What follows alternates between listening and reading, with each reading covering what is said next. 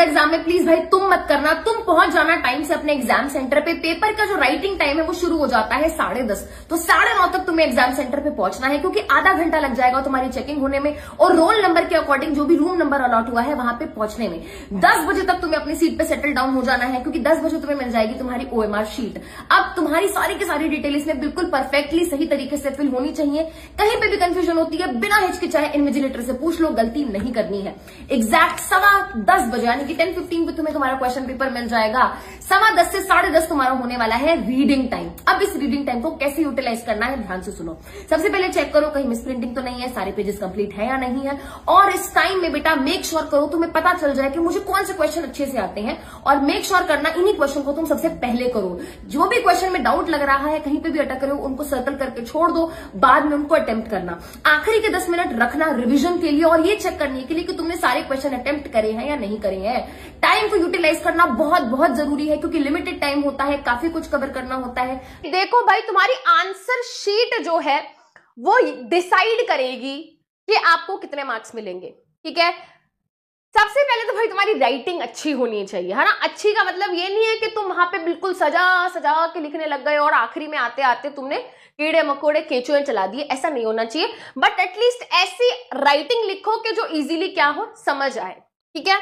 Answer sheet की जब हम बात करते हैं तो मेक श्योर कि आप सिर्फ ब्लू पेन यूज कर रहे हो। बहुत सारे बच्चे पूछते हैं कि मैम हम ब्लैक पेन यूज कर सकते हैं क्या, ग्रीन पेन, रेड पेन, है ना। बायोलॉजी में हम ये डायग्राम बनाने के लिए पेन यूज कर ले, कलर्ड पेन। नो, देखो बेटा, आपके लिए ब्लू पेन होता है, रेड पेन एग्जामिनर के लिए होता है आंसर शीट चेक करने के लिए, है ना। ग्रीन पेन, रेड पेन, ये सब आपको क्या करने हैं, बिल्कुल अवॉइड करने हैं। ब्लैक पेन भी है बेटा, कोशिश करो कि अवॉइड करो।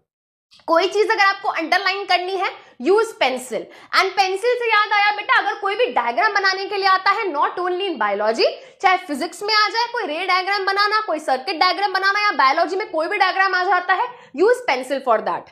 लेबलिंग करनी है, कोशिश करो सारी की सारी लेबलिंग एक तरफ हो। कोई भी डायग्राम आया है, डायग्राम में क्वेश्चन में बोला है कि भाई ये वाला डायग्राम बनाओ, तुमने आंसर नंबर लिखा, डायग्राम बनाया, उसके नीचे लिखो कि भाई ये क्या है, this is a diagram of heart, diagram of brain, diagram of a flower. समझ गए? तो नीचे लिखना है। जब इंस्टाग्राम पे फोटो अपलोड करते हो, नीचे कैप्शन डालते हो ना, बिल्कुल उसी तरह नीचे लिखा होना चाहिए किस चीज का डायग्राम है। एंड कोशिश ये करनी है बेटा, डायग्राम थोड़े बड़े साइज का बनाना, ठीक है। कोई आंसर खत्म हुआ, नेक्स्ट क्वेश्चन। अगर मान लो डायग्राम वाला है तो कोशिश करो जगह छोड़ दो, नेक्स्ट जो शीट है, नेक्स्ट आंसर जो हमारा क्या बोलते हैं, नेक्स्ट पेपर जो है ना, वहां पे क्या करो, हमें डायग्राम बनाना है। मेक श्योर किच्चे मिच्चे छोटे छोटे डायग्राम नहीं बनाने, थोड़े बड़े साइज के डायग्राम बनाने हैं, ठीक है। नीट एंड क्लीन डायग्राम बनाने हैं, पेंसिल से बनाने हैं, डोंट यूज पेन, ठीक है। चलिए, उसके अलावा बेटा ये बहुत जरूरी है जो बच्चे भूल जाते हैं, गैप बिटवीन दी आंसर्स, ठीक है। आपने एक आंसर लिखा, ठीक है, उसके बाद कम से कम 2 से 3 लाइन छोड़नी है, फिर अपना आंसर लिखना है।